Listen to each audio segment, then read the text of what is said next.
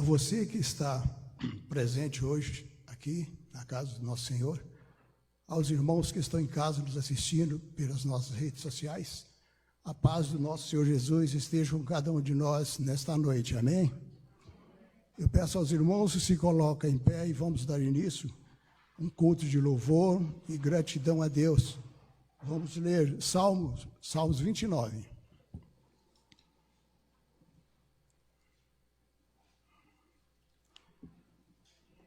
Vamos fazer a leitura alternada. Salmos 29.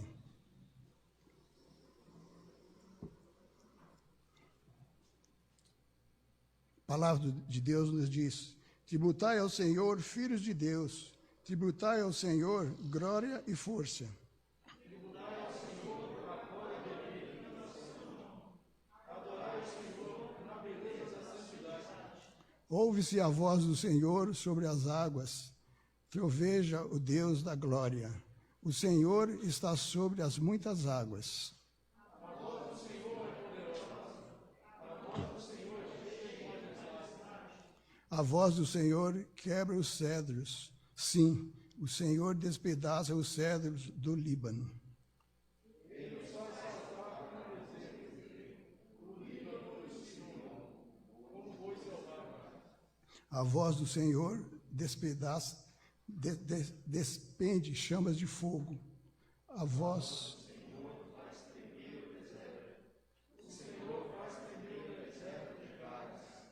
do Senhor faz dar cria às costas e desnuda os bosques. E no seu templo tudo diz glória. O Senhor preside aos dilúvios, como rei, o Senhor presidirá para sempre. Todos a uma só voz. O Senhor dá força ao seu povo. O Senhor abençoa com paz ao seu povo. Amém. É nesta paz que o Senhor nos dá que nós vamos entoar o hino 19, Rei Sublime.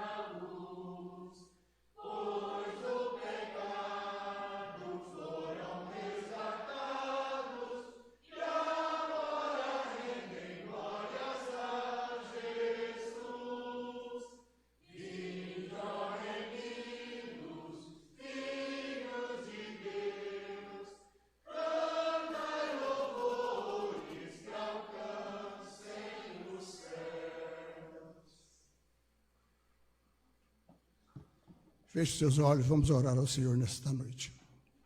Pai querido, Pai de amor, somos gratos ao Pai por essa oportunidade que o Senhor nos dá de, mais uma vez, poder estar na Tua casa, juntamente com nossos irmãos, para glorificar, para engrandecer o Teu santo nome. Pai querido, obrigado, Deus, porque temos livre acesso ao Senhor, temos esse local onde nós possamos cultuar o Teu nome. Obrigado, Deus, por cada irmão que adentrou na Tua casa nessa noite. Obrigado, Deus, por aqueles que não vieram. Guarda eles também, ó Pai, onde eles estão nesse momento, que as Tuas mãos possam estar estendidas sobre cada um deles. E eles possam, Deus, ouvir a Tua palavra, meditar, ó Pai, e assim, ó Pai, cultuar ao Senhor a cada dia, a cada instante da vida deles. Pai querido, esteja conosco nessa noite. Tudo, ó Pai, que for feito aqui, seja, ó Pai, unicamente para o Senhor.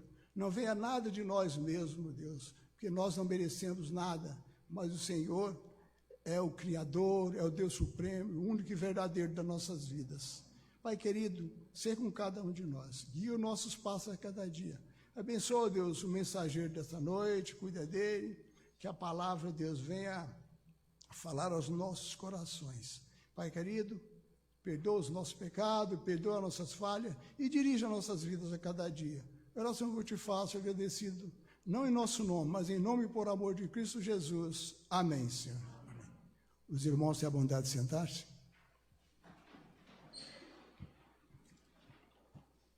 Peço aos irmãos que abram suas Bíblias em Salmos 89.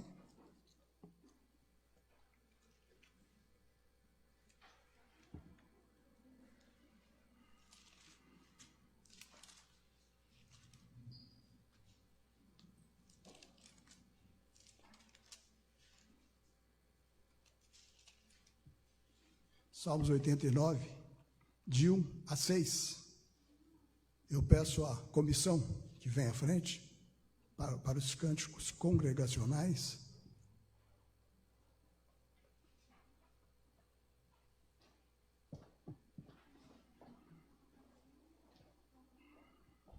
Vamos ler a palavra do Senhor, todos juntem a sua voz, de 1 a 6. Cantarei para sempre as Tuas misericórdias, ó Senhor. Os meus lábios proclamarão a toda geração a Tua fidelidade. Pois disse eu, a benignidade está fundada para sempre, a Tua fidelidade. Tu a confirmarás nos céus, dizendo: fiz aliança com o meu escolhido e jurei a Davi, meu servo. Para sempre estabelecerei a tua posteridade e firmarei o teu trono de geração em geração. Celebra os céus as tuas maravilhas, ó Senhor, e na Assembleia dos Santos a tua fidelidade. Pois quem nos céus é comparável ao Senhor? Entre os seres celestiais, quem semelhante ao Senhor? Ele acaba com uma pergunta, né? Quem é semelhante ao Senhor? Né? Então é um momento para nós estarmos pensando, estar meditando, né? Quem é semelhante ao Senhor? Será que realmente nós estamos fazendo a vontade do Senhor? Será que nós estamos andando realmente nos caminhos do Senhor? Aqui na igreja, na frente dos irmãos, é muito fácil eu andar certinho na presença do Senhor. E lá fora, será que eu dou testemunho? Será que eu sou semelhante ao Senhor? De fazer a vontade do Senhor onde quer que eu vá? Peço aos irmãos que coloquem em pé, vão entoar cânticos ao nosso Deus neste momento.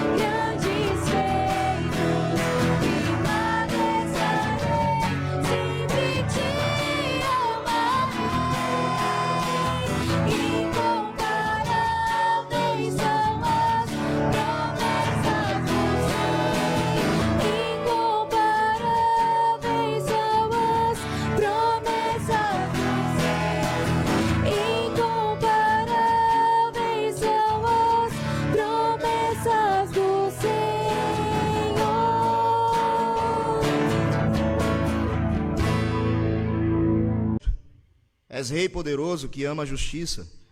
Tu firmas a equidade, executas o juízo e a justiça em Jacó.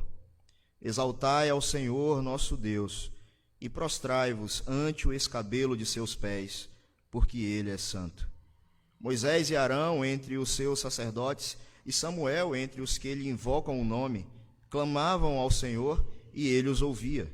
Falava-lhes na coluna de nuvem, eles guardavam os seus mandamentos e a lei que lhes tinha dado.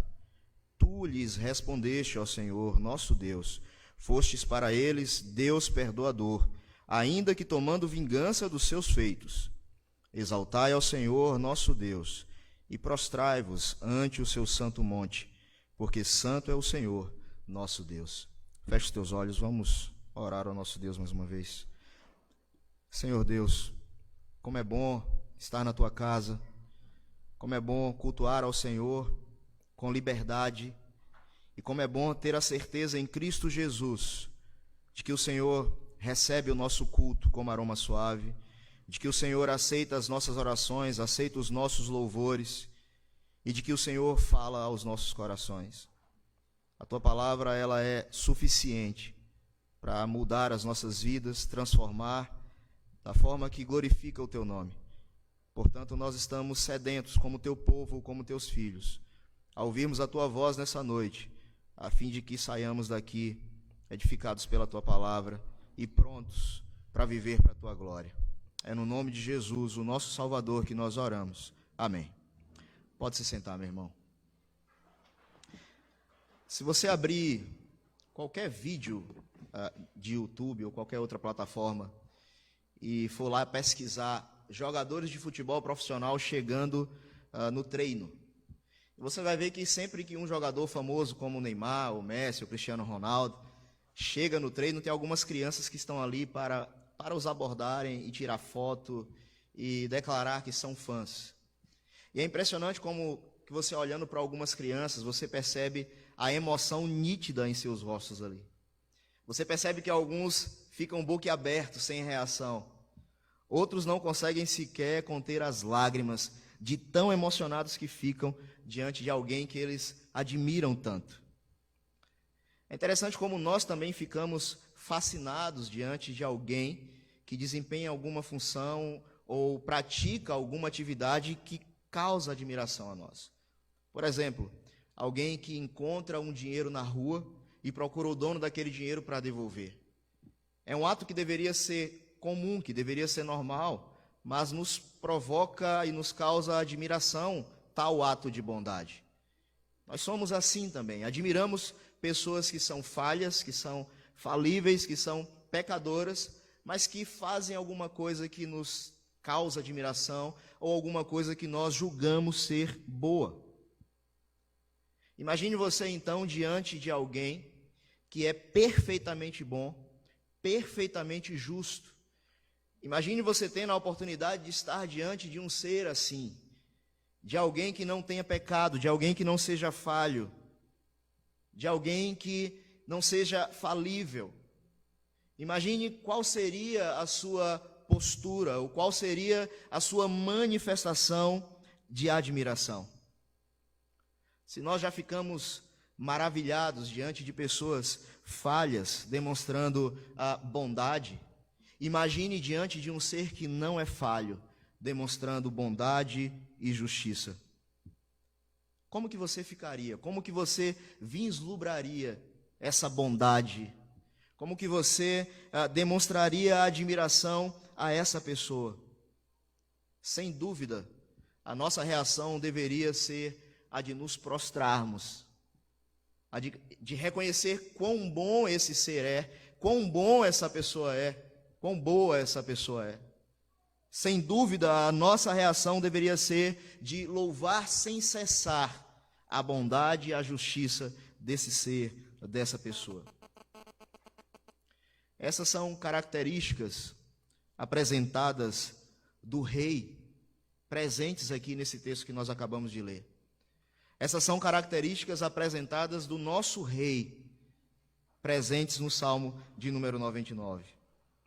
E é a este rei que somos convocados para adorar. É a este rei que nós somos convocados a admirar os seus feitos de bondade, os seus feitos de justiça. É a esse rei que nós somos convocados a dedicar toda a adoração.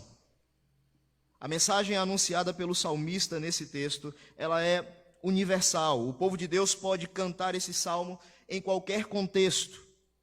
Seja ele bom, seja ele ruim, seja ele favorável ou seja ele desfavorável. Portanto, nós não somos prejudicados de início aqui pelo fato do Salmo 99 não possuir nenhum subscrito atribuindo a um autor específico esse texto. Nós não somos prejudicados com isso, entendendo que podemos aplicar a qualquer situação das nossas vidas. Contudo, se nós quisermos ainda assim ligar esse texto ou ligar esse salmo a alguma época da história de Israel, essa época seria o exílio babilônico. Isso porque o Salmo 106 parece indicar que o quarto livro do Saltério, e que esse texto que nós lemos faz parte, o Salmo 99 faz parte, foi direcionado pelo organizador à situação do povo da aliança no exílio. Tudo indica que esse texto foi escrito nesse contexto, um contexto do exílio babilônico. Nesse período do exílio babilônico, a dinastia de Davi estava aparentemente já encerrada. Davi já não era mais rei, seus filhos já não eram mais rei, a sua dinastia já estava encerrada. A nação judaica não tinha autonomia nenhuma e estava debaixo do domínio de um rei estrangeiro. Mas apesar do contexto desfavorável, aquele era um momento ideal para cantar a mensagem de que o Deus de Israel, o Senhor dos exércitos, estava reinando absolutamente sobre todos os reinos do mundo.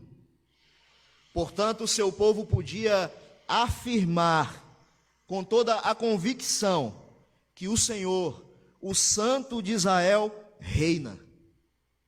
Eles podiam extrair dessa afirmação motivos para adorar ao Deus da aliança e razões para continuar confiando nesse Deus da aliança e razões para continuar servindo apesar das circunstâncias. Em nossa época nós também enfrentamos dificuldades jamais imagináveis, né? Dificuldades atípicas. E enfrentamos dificuldades agora relacionadas a decisões, estamos dependendo de decisões do governo, o que é que vai ser mantido aberto, o que é que vai fechar, quais são as regras de funcionamento. E estamos aquém, a impressão que nós temos é que estamos aquém de interesses políticos e muitas vezes de interesses pessoais. E nós percebemos com isso, aos poucos, a nação se afastando dos princípios estipulados por Deus. Nós percebemos o mundo se afastando desses princípios, quando interesses pessoais, interesses políticos são colocados acima de qualquer coisa. Contudo, mesmo em meio a essa circunstância desfavorável, indesejada, nós, como povo de Deus, somos convocados a adorar a esse Deus que reina acima de todas as nações, que reina acima de todos os povos. Você é convocado a adorar esse Deus, independente da circunstância que você esteja vivendo, independente de qual seja a sua luta. E nós temos aqui nesse texto motivos, e eu quero compartilhar com vocês essa noite pelo menos 3 motivos que nós temos para adorar ao Rei que é santo. Observe mais uma vez os versículos de 1 a 3. Eles expressam a soberania santa de Deus. Reina o Senhor, tremam os povos.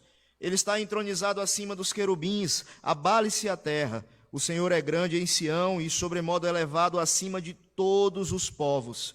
Celebrem eles o teu nome, grande e tremendo, porque é santo.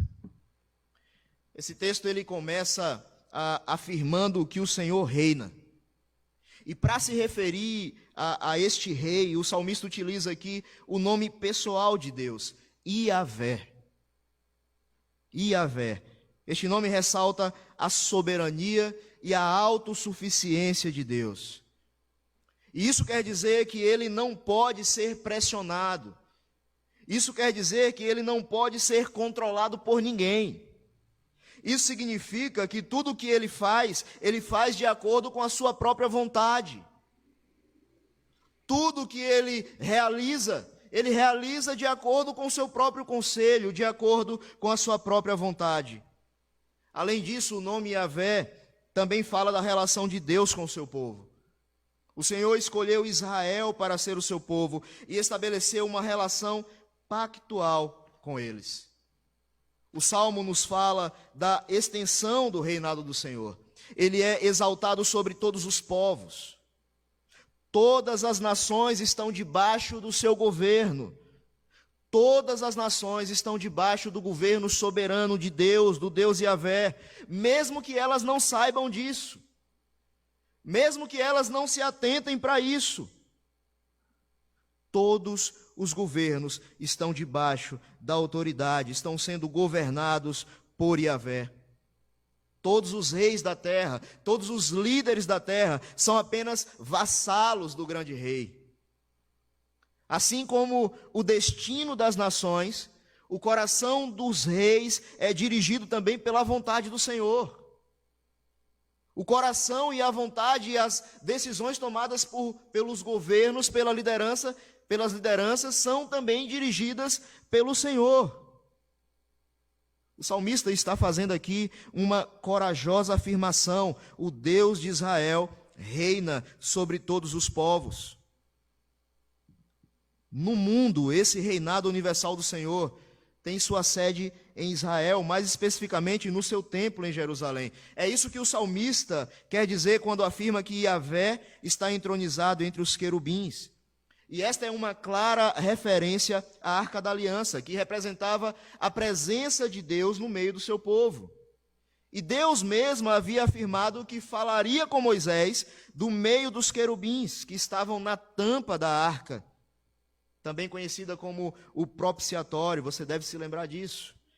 Daí tornou-se na época muito comum em Israel o referir-se a Deus como estando entronizado entre os querubins. E você vai encontrar expressões como essa em diversos salmos, em diversos textos, sobretudo do Antigo Testamento.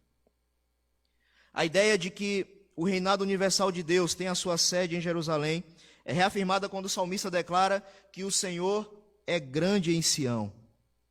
A montanha sobre a qual estava construído o templo do Senhor era o lugar onde a grandeza de Deus era demonstrada de maneira mais evidente.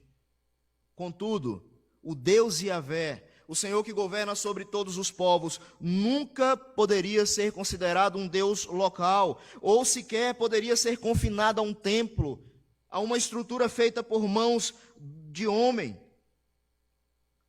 Pois o salmista declara: ele é exaltado sobre todos os povos. E nem mesmo o céu dos céus poderia conter o Deus Yahvé, o nosso Deus. Meus queridos irmãos, se as nações compreendessem de fato quem é esse rei que o salmista está afirmando, de quem o salmista está falando, elas tremeriam de admiração, elas tremeriam de medo diante do poder, diante da glória, da grandeza desse Deus. Até mesmo a terra, com toda a sua estrutura e a sua aparente firmeza, se abalaria diante do poder desse Deus. As nações ficariam impressionadas até o ponto de ficarem trêmulas, se descobrissem que estão debaixo do governo do Deus que se revelou a Israel como Deus Yahvé. Mesmo que eles não saibam, eles estão debaixo do governo, da autoridade e do poder do Deus Yahvé. Por que o salmista fala de uma comoção tão grande da parte das nações? Porque o rei é santo. Seu governo é caracterizado pela santidade.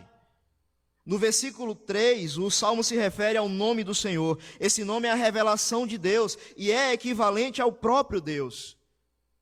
Por isso, o salmista fala que o seu nome é grande e temível. A grandiosidade do Senhor inspira temor.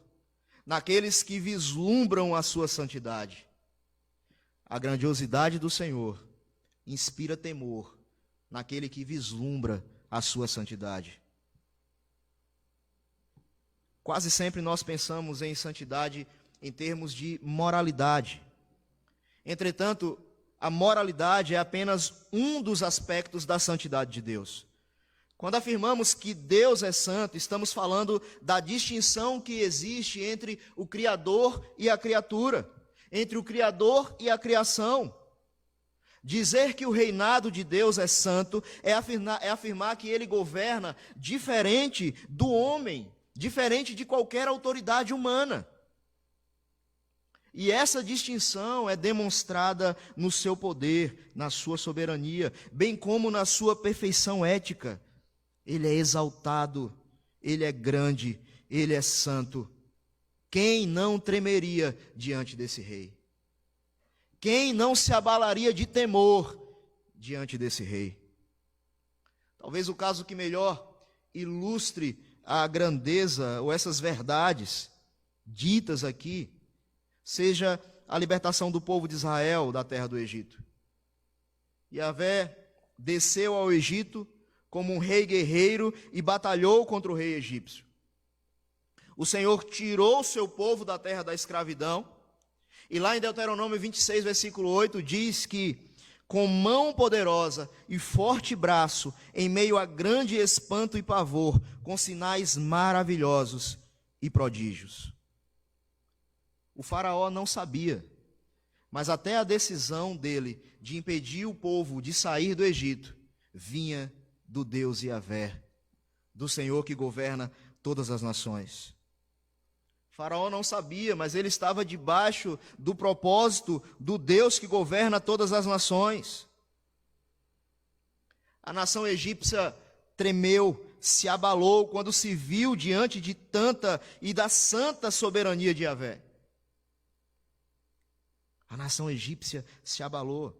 As nações ao redor, quando ouviram a respeito dos grandes feitos do Deus de Israel, também se abalaram, também tremeram e ficaram cheias de temor e admiração. Contudo, o desejo do salmista não é apenas que as nações tremam diante do Deus de Israel. Ele também quer que elas louvem o seu nome. A palavra traduzida no versículo 3 como celebrar, tem em si também a ideia de reconhecer, reconhecimento. O salmista está convidando as nações a louvarem a Deus após reconhecerem quem Ele é e reconhecerem o que Ele tem feito no mundo. Meus queridos, não há outra reação possível diante desse rei.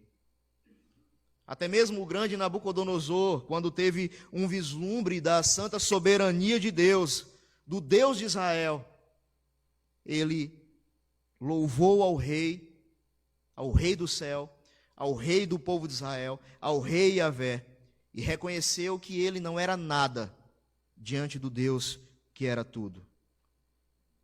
O próprio Nabucodonosor, no seu auge, quando nós chegamos no Novo Testamento, nós recebemos uma revelação adicional sobre o rei e a sua santa soberania. O Deus de Israel nos revela que tem um filho. E esse filho é um com seu pai. E por ser um com seu pai, o filho participava também da soberania do rei. E mesmo assim, o filho do rei, em obediência ao seu pai, e por amar aqueles a quem o soberano havia escolhido por seus súditos, assumiu a forma de servo. Tornou-se em semelhança de homens. Ele veio para conquistar a nossa salvação e para receber de seu Pai toda a autoridade nos céus e na terra, como recompensa pelo cumprimento de todas as etapas humilhantes que ele enfrentou aqui na terra. O Senhor Yahvé confirmou o sucesso do seu filho, ressuscitando e exaltando a sua destra. O santo soberano deu ao nosso mediador, conforme Filipenses 2:10 diz, o nome que está acima de todo nome, para que ao nome de Jesus se dobre todo o joelho nos céus, na terra e debaixo da terra, e toda língua confesse que Jesus Cristo é Senhor, para a glória de Deus Pai. Assim como o reinado universal de Deus era melhor percebido pelo seu povo em Israel, a continuação agora do seu reinado por meio do seu Filho é melhor visualizada na igreja. Nós fomos escolhidos e chamados para anunciar a mensagem sobre o reino do Filho do seu amor, sobre o reino do Filho a quem Deus ama. Nós fomos escolhidos para demonstrar essa soberania em nossa vida. Esse é o meio que Deus usa para conduzir os povos à celebração do seu nome. Meus queridos irmãos, tendo essas verdades em mente, não podemos deixar que as dificuldades do nosso dia a dia nos ceguem para a realidade de que o nosso Deus reina santa e soberanamente sobre toda a criação. Nós não podemos ignorar que o nosso Deus governa sobre todas as coisas. Ele é soberano. Não deixemos que a nossa visão limitada do que está acontecendo nos impeça de entender que o nosso mediador, o nosso Salvador, é Senhor não apenas sobre o nosso coração ou sobre a igreja, mas Ele também é Senhor sobre todo o universo. Continuemos a louvar o nosso Rei e esperemos ansiosamente pelo dia em que todas as nações reconhecerão a santa soberania do Deus que se revelou a Israel. O primeiro motivo pelo qual devemos adorar ao Santo Rei é a sua santa soberania. Deus é santo e soberano. Mas essa não é a única razão da nossa adoração. O Salmo também nos ensina sobre a justiça santa do nosso Deus.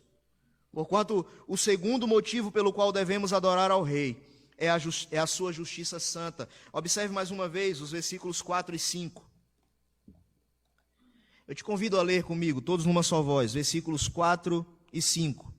És Rei poderoso, que ama a justiça. Tu firmas a equidade, executas o juízo e a justiça em Jacó. Exaltai ao Senhor, nosso Deus, e prostrai-vos ante o escabelo de seus pés, porque Ele é santo.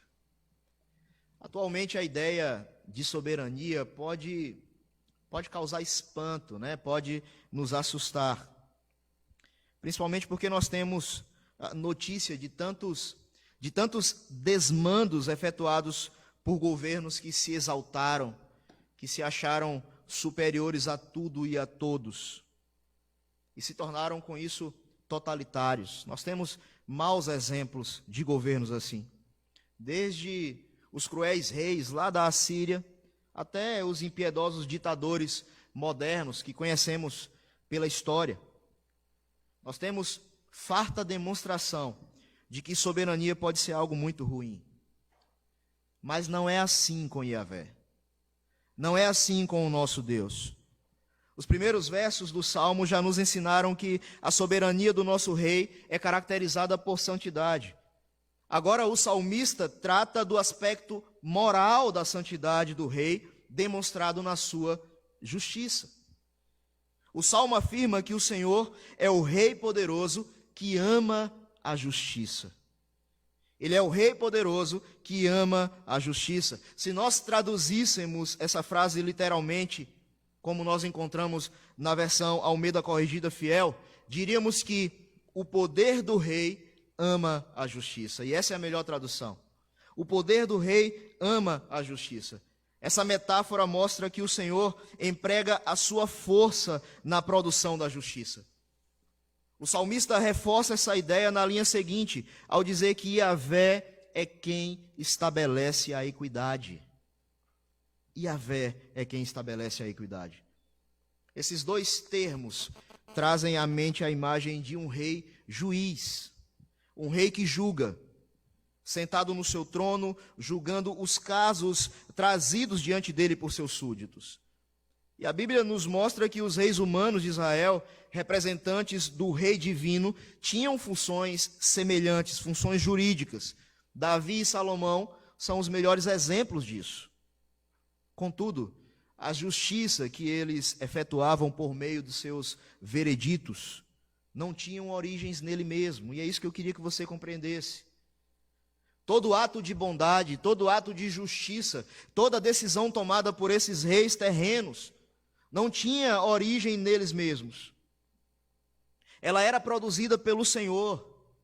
Ao dizer, tu firmas a equidade, ou tu estabeleces, o salmista está enfatizando que é somente o Deus de Israel quem cria e quem pode criar a justiça. É o Senhor quem faz com que o juiz julgue retamente. É o Senhor quem faz com que um juiz não aceite suborno. É o Senhor quem faz com que um juiz não dê preferência aos ricos ou aos pobres. É o Senhor quem faz com que um juiz julgue de forma justa, com equidade, com retidão. E sempre que as pessoas se afastam desse padrão, o resultado é injustiça.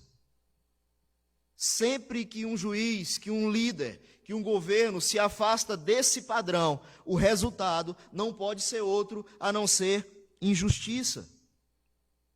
O rei demonstra o seu amor pela justiça ao criar o julgamento justo, o julgamento reto.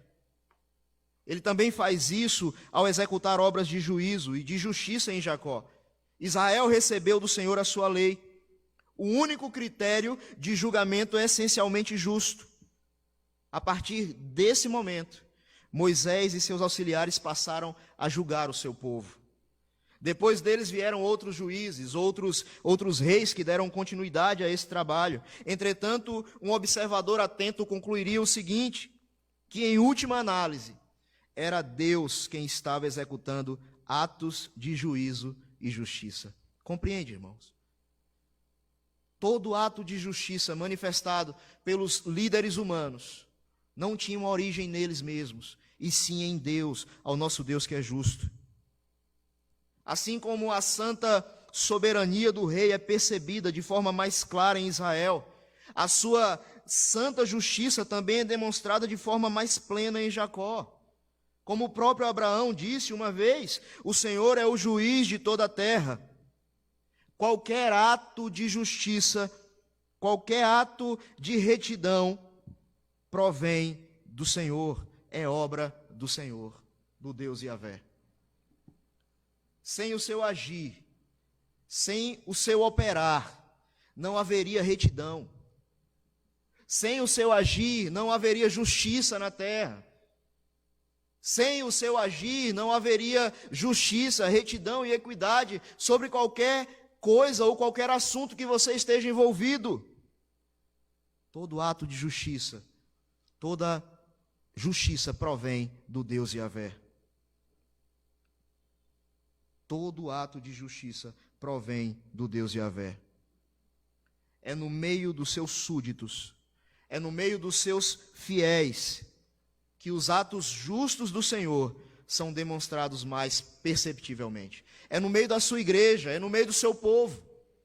É entre nós que esses atos de justiça de Deus são demonstrados de forma mais perceptível. Nós vimos anteriormente que o Filho do Rei, o nosso mediador, ele foi exaltado à destra do Pai e recebeu toda a autoridade nos céus e na terra. Incluída nessa função real está a produção de justiça. A vida e o ensino de Jesus Cristo proclamaram a justiça divina. Proclamaram a justiça divina. Nações estão sendo atingidas por flagelos e outras estão sendo abençoadas. E quem está por trás de tudo isso é o nosso Senhor Jesus Cristo. Ele é soberano e dele provém toda a justiça. Do mesmo modo, as Escrituras nos ensinam que o nosso Rei mediador retornará a este mundo como juiz. Lá em Mateus capítulo 25, versículo 32 diz: e todas as nações serão reunidas na sua presença, e ele separará uns dos outros, como um pastor separa dos cabritos às ovelhas. Naquele grande dia, ele executará o julgamento justo, enviando o seu povo para o gozo eterno e os ímpios para a condenação eterna. Meus irmãos, enquanto esperamos por esse dia, é na igreja que a justiça do Senhor deve ser melhor demonstrada.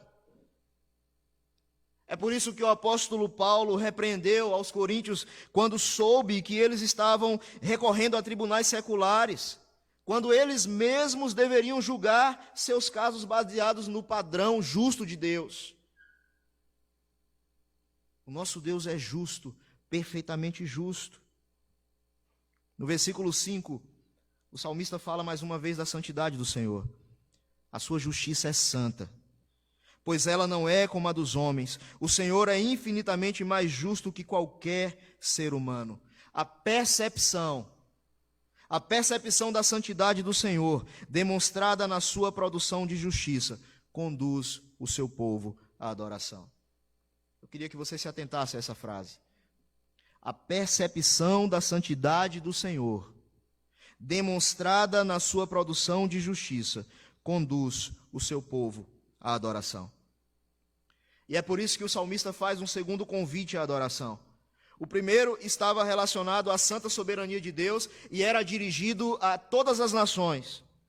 Em contrapartida, o convite do versículo 5 está relacionado à santa justiça de Deus e é dirigida à congregação do povo de Deus. Ela é dirigida exclusivamente a você e eu, a congregação do povo de Deus. O salmista convoca a congregação para a exaltação do Senhor. Como exaltar alguém que é grande e sobremodo elevado acima de todos os povos? A única forma de exaltarmos é fazendo conhecida a sua santidade por meio do nosso louvor. Precisamos proclamar a grandeza do Senhor. Precisamos anunciar as suas grandezas, para que assim o seu ser, as suas obras, sejam conhecidas por todos os povos.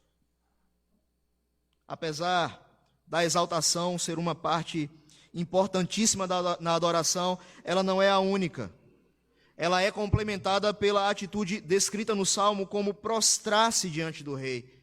E a imagem é a de um súdito ajoelhando-se, curvando sua cabeça até o chão, numa demonstração de humildade e submissão. Humildade porque ele se reconhece pequeno e fraco diante da grandeza e do poder do seu rei. Submissão, porque ele se compromete a viver em obediência à vontade do seu rei, do seu Senhor. A adoração só é verdadeira quando o adorador rejeita diante de Deus todo o seu desejo de autonomia e assume sua posição de servo humilde. A adoração só é verdadeira quando você rejeita todo o seu sentimento ou todo o seu desejo de autonomia, de tomar decisões por conta própria. E você se vê e reconhece a sua posição de servo humilde. O salmista nos convoca, então, para a adoração, pois esta é a única reação apropriada diante desse Deus que é santo, que é justo, que é criador de justiça. E a importância dessa mensagem deve ser enfatizada por nós, ainda mais agora que nós estamos passando por um momento difícil de pandemia, de isolamento social, onde a igreja só pode se reunir com limitações, com regras, impostas muitas vezes por governos ímpios, contudo, controlados por Deus. É justamente em meio a toda essa circunstância que nós devemos adorar a esse Deus, demonstrando a sua grandeza, demonstrando a sua santidade, demonstrando a sua justiça. O salmista nos ensina no versículo 5 que essa adoração deve ser dirigida ao Senhor nosso Deus. Como é que um Deus santamente justo pode se tornar o Deus de pessoas que nasceram em pecado? Como? O salmista ele vai além e torna a cena ainda mais perigosa. Ele convoca o povo para prostrar-se ante o escabelo do Rei Santo e Justo. O escabelo é uma espécie de estrado ou almofada onde o rei apoiava seus pés enquanto estava assentado no seu trono.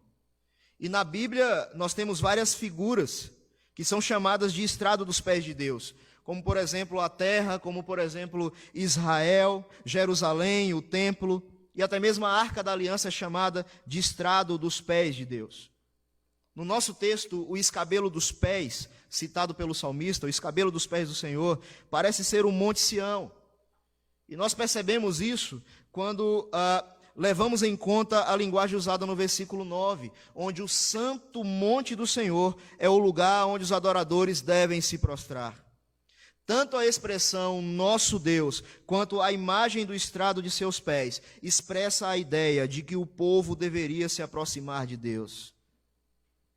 Obviamente, isso é possível se o rei se mostrasse misericordioso para com os pecadores. Como um Deus que é santo, justo, escolhe um povo para o servir que é pecador, que nasceu em pecado. Somente por meio da misericórdia desse Deus. Somente por meio da graça desse Deus.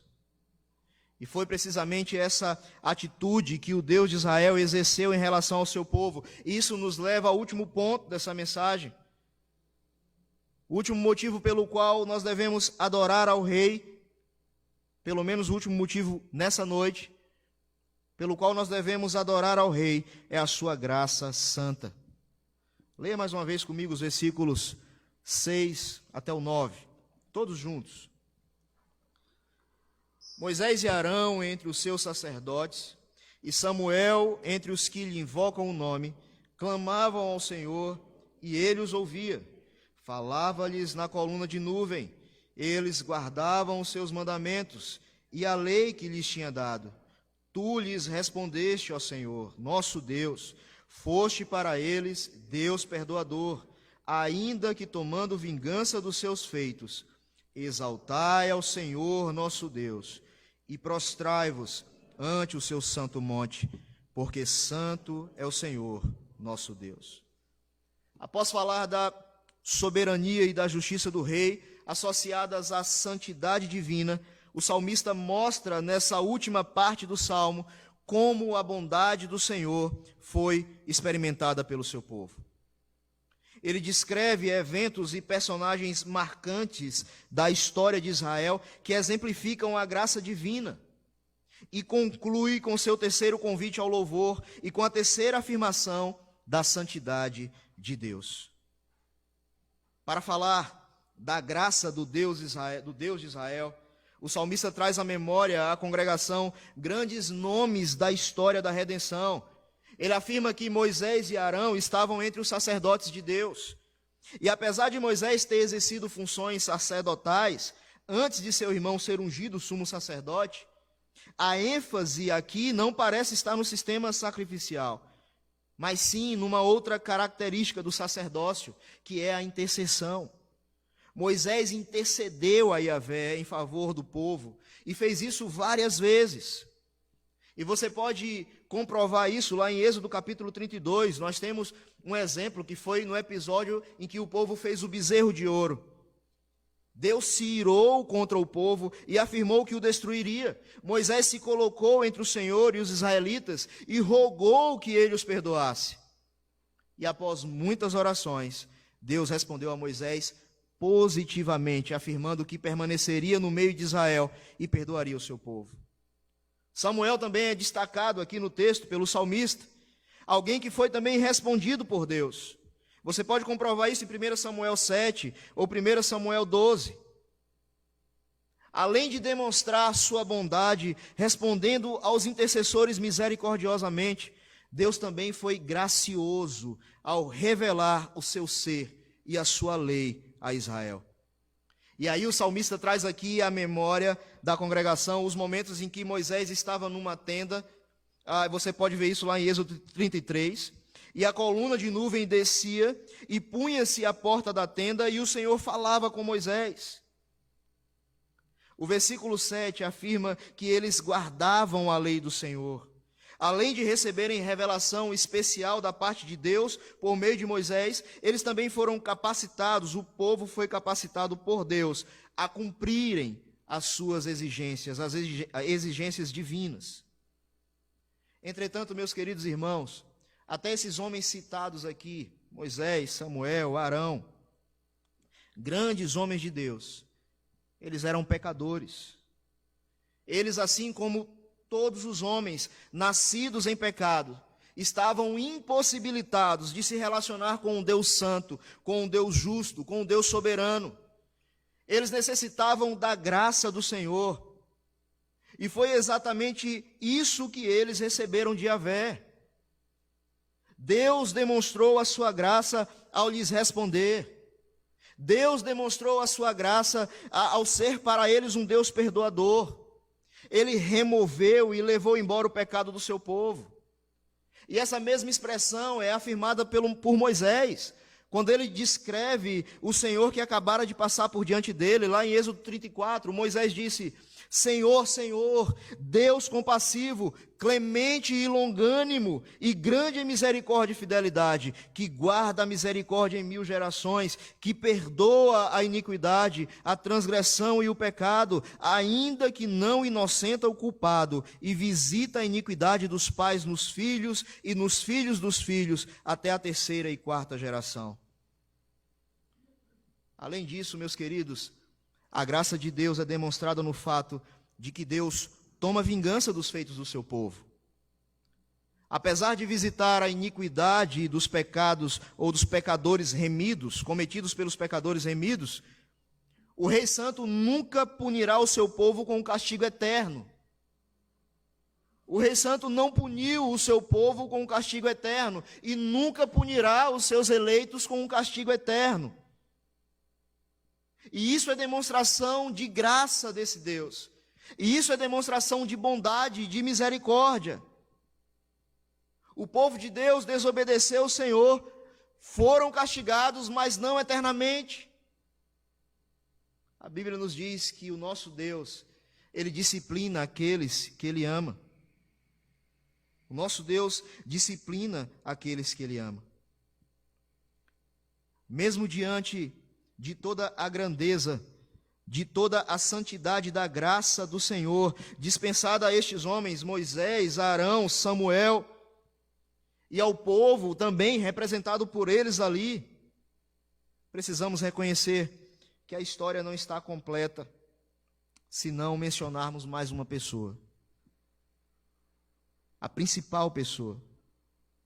Os intercessores citados aqui pelo salmista são sombras que apontavam para o nosso grande sumo sacerdote, para o nosso grande intercessor. Ele é o nosso grande intercessor. Ele é a mais completa revelação do Pai. Ele é a mais completa revelação da lei divina. Foi Jesus Cristo quem tomou sobre si os nossos pecados. Foi Jesus Cristo quem levou embora. Foi Jesus Cristo quem levou embora perdoando-nos, transformando-nos em povo de Deus. Foi nele que o Pai tomou plena vingança dos nossos feitos, de forma que não nos resta mais punição eterna. E Yahvé não nos castigará como nós merecíamos. Agora o Senhor toma vingança dos nossos feitos, nos disciplinando amorosamente, como um pai disciplina o seu filho. A santidade da graça de Deus é mais um motivo para o adorarmos. E é por isso que o salmista convoca o povo de Deus para a adoração outra vez. O Salmo enfatiza que esse rei a quem devemos exaltar e diante de quem devemos nos prostrar é nosso Deus. Ele afirma isso 2 vezes no versículo 9, que você leu junto comigo. Ele se fez nosso ao enviar seu Filho ao mundo para conquistar a nossa salvação.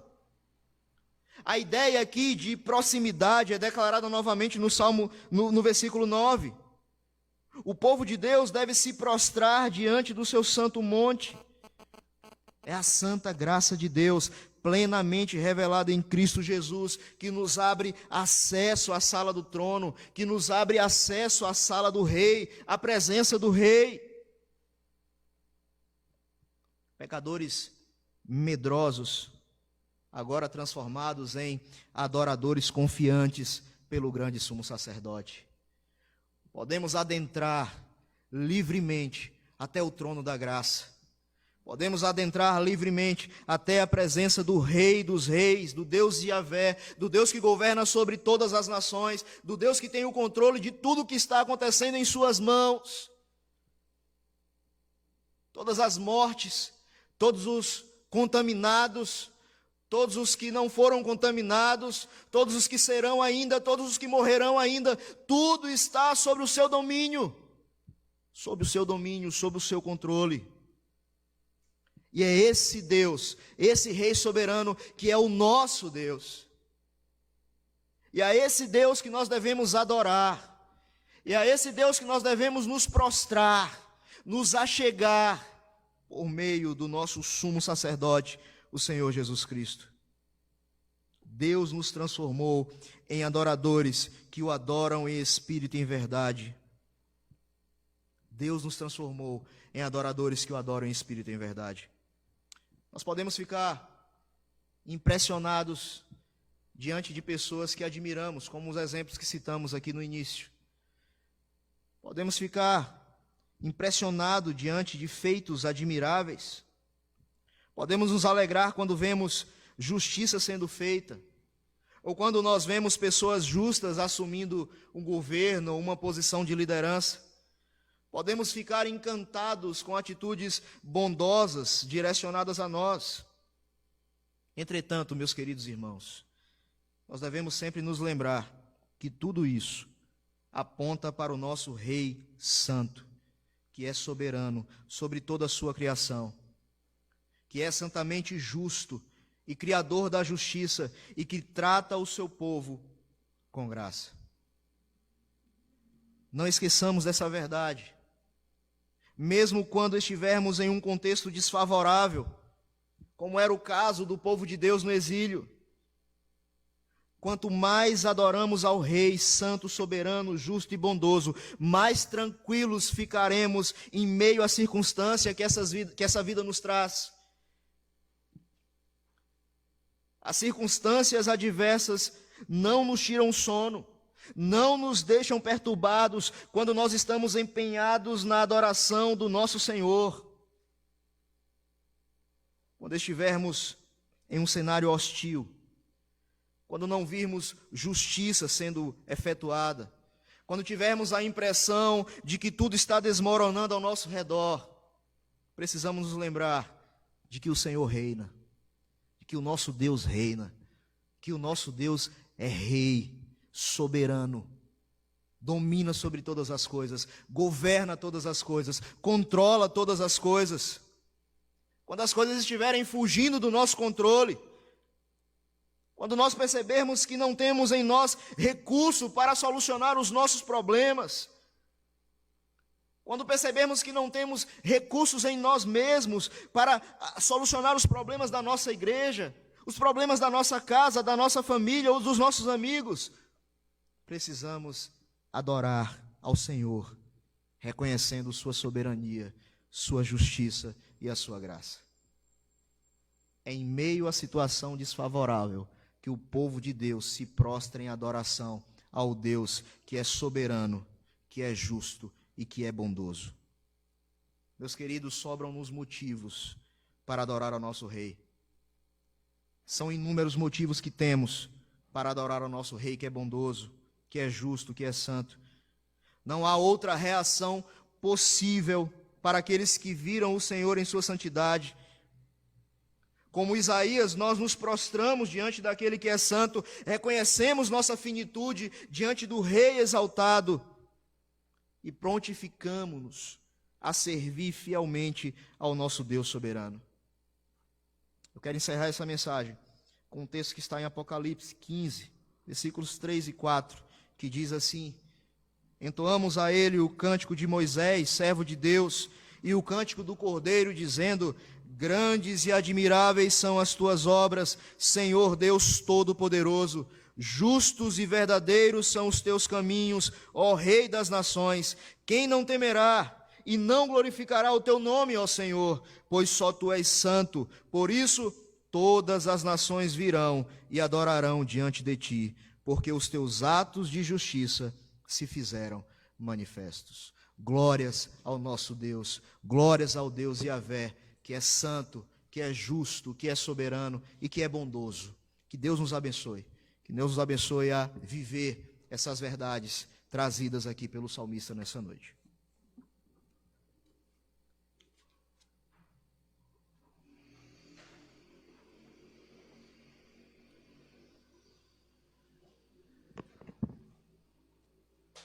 Boa noite, meus irmãos, graça e paz a todos.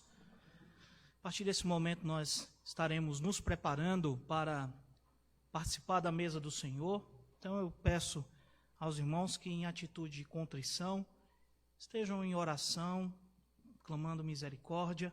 Nós vimos aqui agora que o nosso Deus é o Deus perdoador, que assim como Ele ouvia a Moisés e Arão, ainda que eles fossem pecadores, o Senhor usava da sua graça e misericórdia para se comunicar e abençoar o seu povo.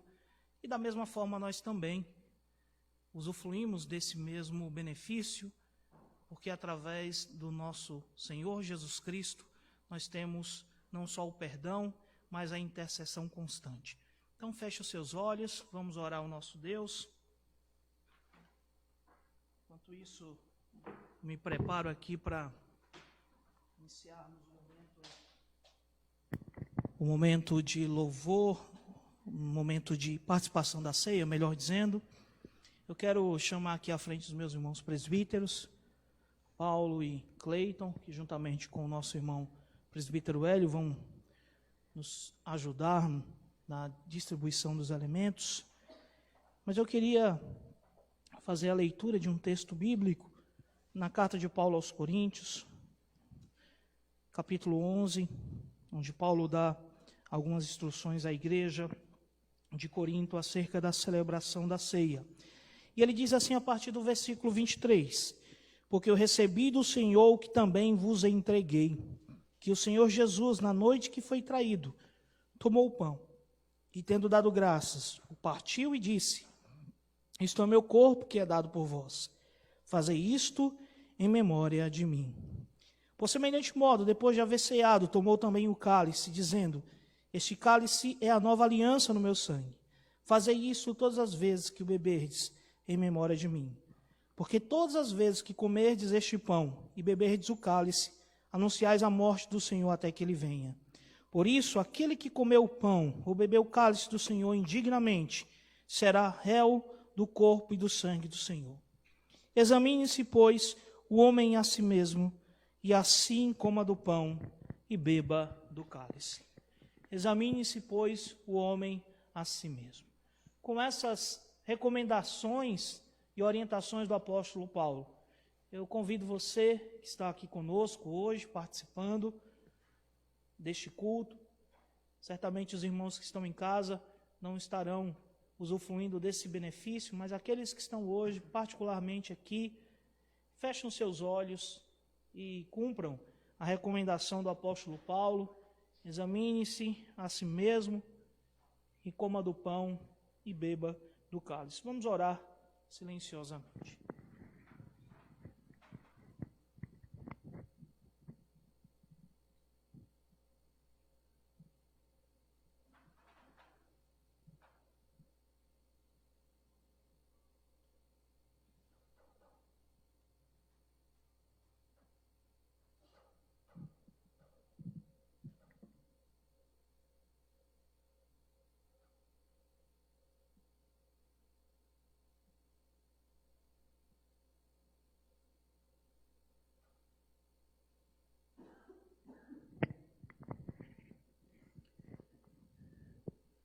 Nós te louvamos, ó Deus, porque já não há mais nenhuma condenação para aqueles que estão em Cristo Jesus.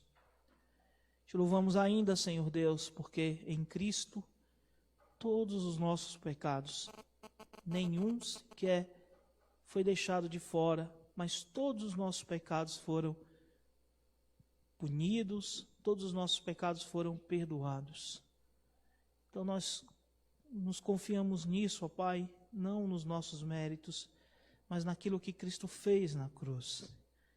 E é por causa daquilo que Cristo fez, pelo seu sacrifício tão precioso, que aqui, ó Deus, nos apresentamos diante de Ti nesta hora. Reconhecendo, ó Pai, que muitas vezes nós temos transgredido a Tua lei, que ainda que Cristo tenha morrido por todos os nossos pecados, nós ainda pecamos contra Ti, e o fato dele ter morrido só nos garante que o Senhor vai, de fato, nos receber, nos perdoar, que o Senhor, de fato, já nos perdoou em Cristo Jesus. O Senhor não vai novamente cobrar nenhum dos pecados que viermos a cometer, porque eles já foram pagos, estão plenamente pagos lá na cruz. Mas isso não significa, Senhor Deus, que o Senhor não se aborreça conosco, isso não significa que o Senhor não se entristece com o nosso pecado, e nem que o Senhor não quer que mudemos. E é por isso, ó Deus, que nós fazemos essa oração, por reconhecer que muitas vezes nós entristecemos o Senhor com os nossos pecados, reconhecendo, ó Deus, que muitas vezes nós aborrecemos a Ti e afrontamos ao Senhor. Por isso, ó Deus, que nós pedimos o Teu perdão. Pedimos perdão, ó Deus, por agirmos dessa maneira, por mesmo sabendo que o pecado te ofende, ainda pecar contra o Senhor. Nada vai nos separar do Teu amor, e a Tua palavra nos assegura isso. O Senhor não vai nos lançar fora da Tua mão, mas isso não significa que nós não tenhamos que nos arrepender dos pecados que cometemos. Por isso, ó Deus, que nós nos arrependemos agora e pedimos a Tua misericórdia sobre nós. Pedimos, ó Deus, que o Senhor, de fato, olhe com misericórdia para cada um de nós e nos fortaleça, Senhor Deus, na nossa luta diária contra o pecado. Que o Senhor nos ajude, Senhor Deus, a sermos mais firmes, a sermos mais fortes, a lutarmos, ó Deus, contra o pecado no dia mau e a sermos vitoriosos. E para isso, Senhor Deus, nós necessitamos de todo o recurso, todo o auxílio que o Senhor nos dá, e reconhecemos, ó Deus, que através do corpo e do sangue de Jesus, nós temos esses meios de graça que nós necessitamos para vencer essa batalha.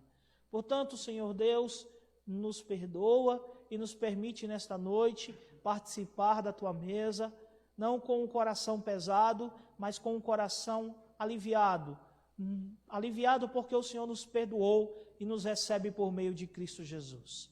Nos permite, Senhor Deus, nesta noite, usufruir, Pai, os benefícios da mesa do Senhor. Separa, Senhor Deus, o pão e o vinho e usa, Senhor Deus, nesta noite como instrumentos, como canais de ministração da Tua graça. Que ao participarmos do pão e do vinho, possamos espiritualmente participar do corpo e do sangue de Jesus. E como Teu próprio Filho assegurou, quem comer da minha carne e beber do meu sangue, terá vida em si mesmo. Então nos dá dessa vida, é o que nós suplicamos, em nome de Cristo Jesus. Amém.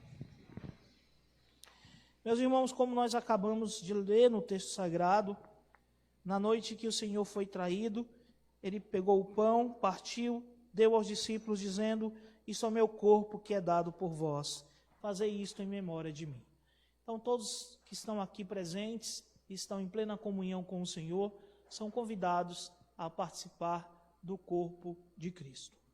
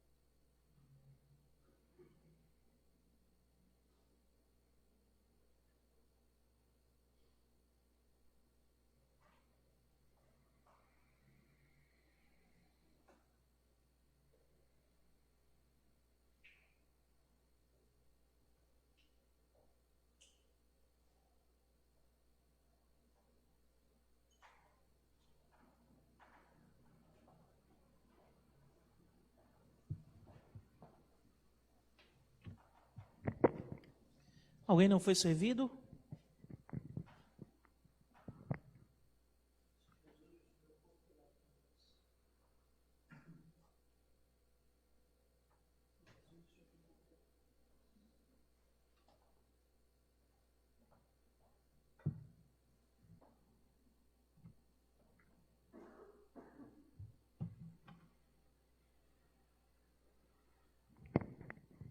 Em seguida, o Senhor tomou o cálice e disse: Este é o cálice da nova aliança no meu sangue.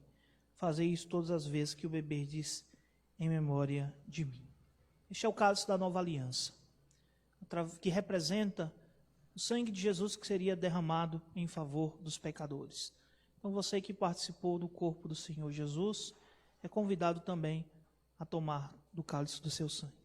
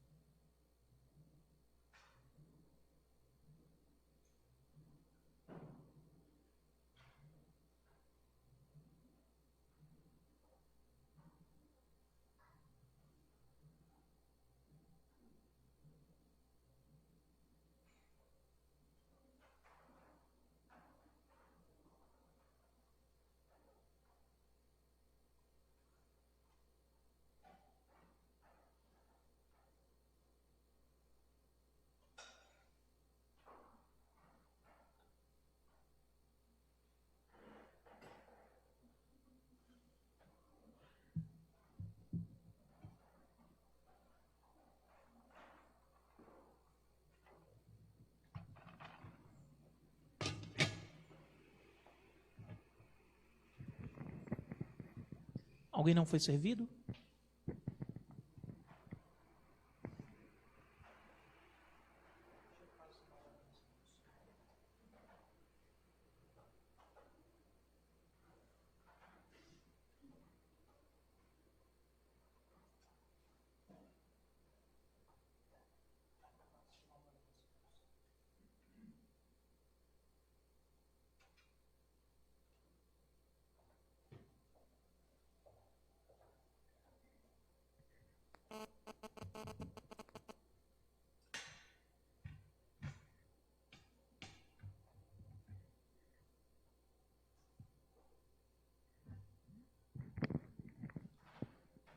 Vamos caminhar para o final do nosso culto.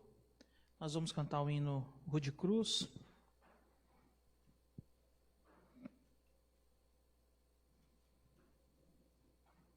Hino de número 266.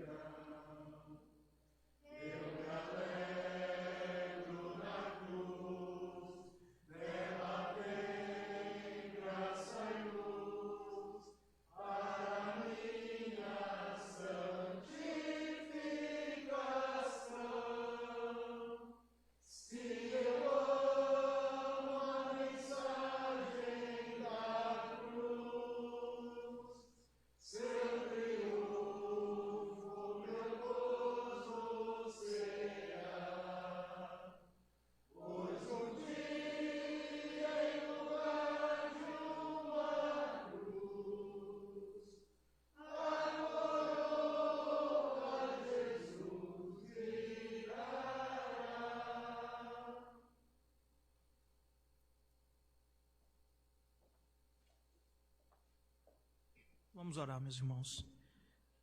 Ó Pai, que promessa maravilhosa nós acabamos de cantar. Sabemos, ó Deus, que os nossos pecados foram perdoados, que o Teu amor jamais será tirado de nós, nunca deixaremos de estar debaixo do Teu amor. E, finalmente, temos a promessa de que um dia o Senhor trocará a nossa cruz por uma coroa de glória. Nós sabemos que agora é importante, é necessário que carreguemos a nossa cruz, é importante que tenhamos o nosso espinho na carne, para que jamais venhamos nos esquecer do Senhor e entender que nós andamos pela fé e debaixo da Tua graça. Que a Tua cruz, ó Deus, é o meio de disciplina para nos manter em santidade.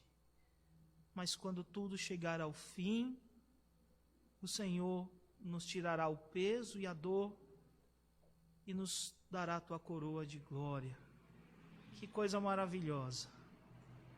Então, Senhor Deus, dia após dia nos santifica na Tua presença, para que essa promessa, de fato, ela seja recebida por Teu povo. Converte os nossos corações. Inclina-nos, ó Deus, a Ti, que a nossa vontade seja a Tua vontade, que o nosso desejo seja o Teu desejo, e que o desejo do nosso coração seja Te agradar nas ações, nas atitudes, no modo de agir e de viver nesse mundo. Que possamos, ó Deus, buscar viver em obediência à Tua palavra e em tudo que o Senhor nos der, possamos fazer com alegria e singeleza de coração. Perdoa, Pai, os nossos pecados cometidos até aqui, a nossa negligência, muitas vezes em não cultivar uma vida de santidade, não cultivar uma vida de oração, uma vida de leitura da Tua palavra.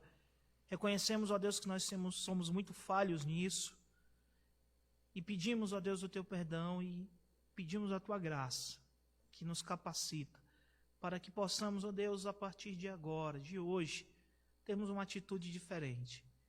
Amanhã se inicia uma semana de atividades e nós queremos, ó Deus, em meio a tantas atividades que vamos executar ao longo do dia, ter tempo, ter momentos de adoração, de leitura, de comunhão com o Senhor. Não deixe, ó Deus, que o nosso dia se passe sem que o Senhor esteja presente nele. Não permita, ó Pai, que possamos chegar ao fim de 24 horas sem termos aberto a nossa boca em oração ou os nossos lábios em louvor a Ti. Que possamos, de fato, entender que o nosso dia ele é vivido na Tua presença e que nada é mais importante do que estar em comunhão contigo. Nos ajuda, Pai, a entender isso e a confiar no Senhor, mesmo nos momentos difíceis pelos quais passamos nesta vida, mesmo nesse momento difícil em que o nosso mundo passa. Nós temos a confiança de que as nossas vidas estão em Tuas mãos e que nada, absolutamente nada, irá acontecer fora dos Teus propósitos para nós. Então nos dá essa confiança e essa certeza de que repousamos no Senhor. Abençoa-nos em tudo, Pai, nos dá uma boa semana na Tua presença, abençoa a vida dos nossos queridos que estão agora nos seus lares, ouvindo a Tua mensagem, escutando ou participando interativamente de todo este culto, que o Senhor, Deus, derrame a Tua bênção sobre eles. E prepare, Senhor Deus, o Teu povo para estar reunido. Ó Pai, quando voltarmos às atividades plenamente, quando tudo estiver passado, quando tivermos a oportunidade de adorar o Senhor plenamente com todo o Teu povo reunido, que os nossos corações, ó Deus, estejam prontos para isso. É a oração que fazemos em nome e por amor de Cristo Jesus. E que a graça de nosso Senhor e Salvador Jesus Cristo, o amor de Deus, nosso Pai, a comunhão e as consolações do Espírito Santo repousem sobre vós, hoje e sempre. Amém. Os irmãos podem sentar. E eu não tenho feito isso nos domingos, não fiz isso nos domingos anteriores, mas farei hoje, fazer o encerramento saudando os queridos que estão nas suas casas. Que Deus abençoe a vida de vocês. É muito importante tê-los também, ainda que virtualmente.